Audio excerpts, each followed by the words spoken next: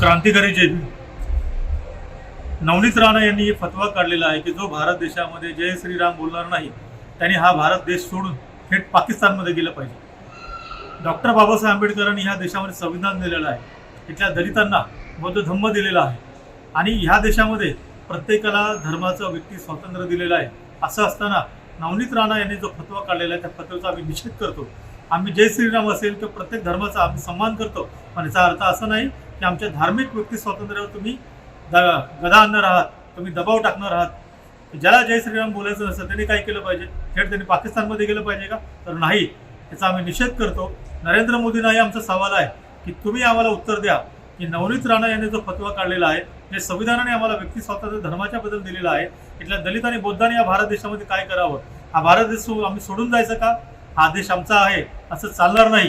हे संविधानही आमचं आहे, या देशामध्ये आमचा जन्म झालेला, या मातीतच आम्ही मरणार आहोत. त्याच्यामुळे नवनीत राणा या मूर्ख बाईला आमचं सांगणं आहे, तू तुझा थोबाडा बंद ठेव, अन्यथा आमच्या महिला ब्रिगेड, आमच्या महिला भगिनी तुला त्याच अमरावतीमध्ये येऊन चोख दिल्याशिवाय राहणार नाही. जय भीम, जय भारत.